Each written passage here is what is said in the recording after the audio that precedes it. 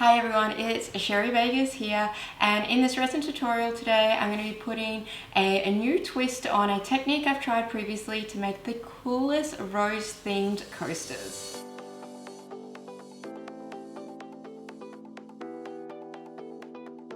I've done a slightly similar technique to the one that I'm going to be showing you guys today, but this time I'm kind of doing it in reverse and changing that up, but I will link the video up above if you do want to go and watch that.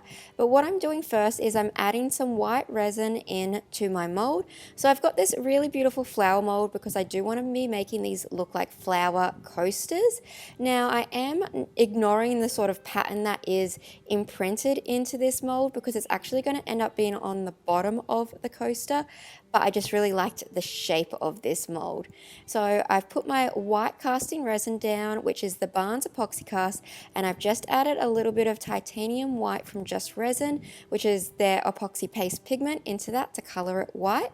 Then I've just got some sheer white fabric that I cut into a square, and I'm just placing that into the center of my mold, and it's just a little bit bigger than the actual mold itself. Then with a paddle pop, I place that into the center where the center of the flower would be, and I'm twisting that so that way the fabric will twist around, sort of giving me a little bit of a floral center to this piece, like a little bit of a rose twisting the fabric around in that way. If that kind of makes sense, I'm also tucking in all of the edges of the fabric so that way I don't have any of that fabric overhanging out of my silicone mold.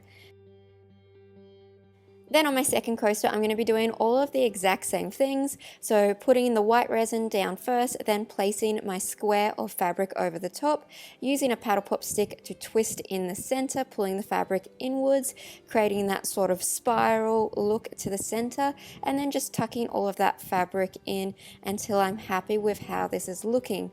I'm going to leave these to set overnight because I want that white to be completely dry before I pour the next part of my resin.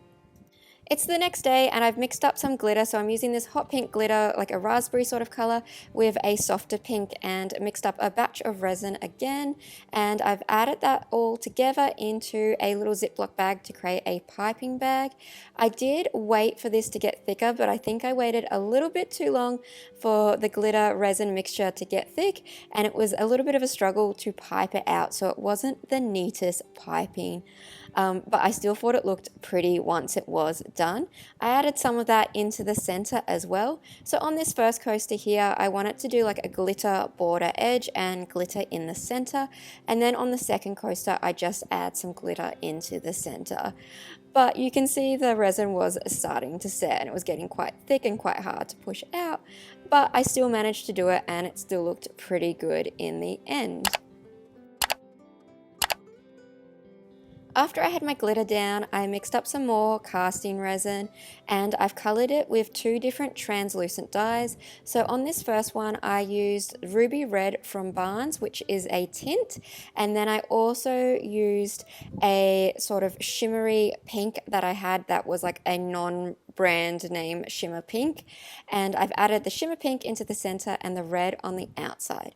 Now on this second coaster that I'm doing, I didn't do the glitter border, but I did do the red on the outside with the pink in the center, and then I also added a little bit of clear into that center to push those colors out, and that way I'm going to get a really nice fading of that sort of clearer, lighter pink going into that more hotter pink into the red.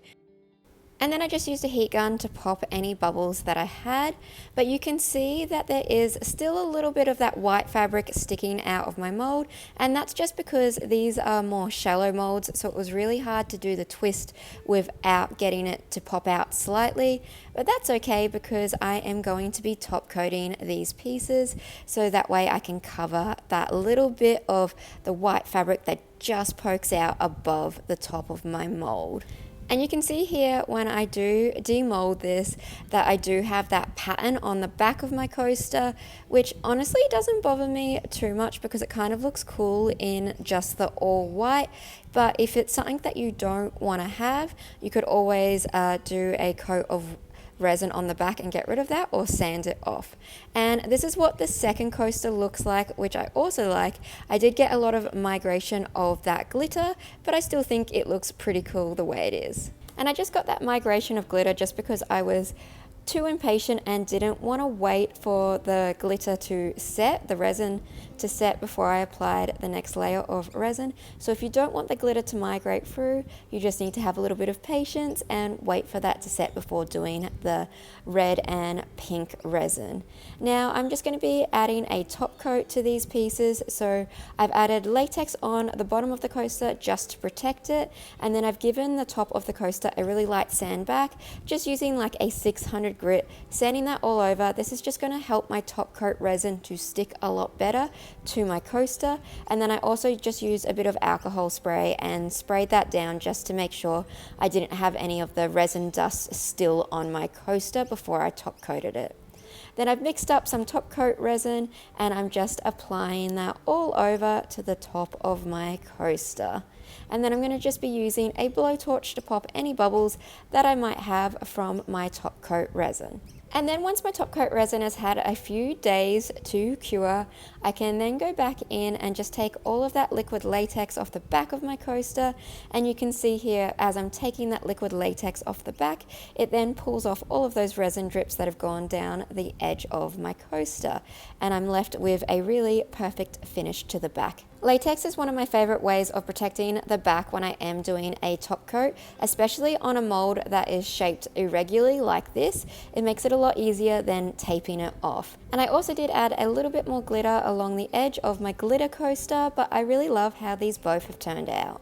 Well, I hope you guys enjoyed that video, and if you did, please give it a big thumbs up. It really helps my channel out. And if you are new to my channel, please do subscribe, as I post new videos every single week. And don't forget to check out my multiple playlists all on different resin techniques. I've got a lot of videos up, so if you are new and you're getting into resin, definitely go and check those out. But thank you so much for watching.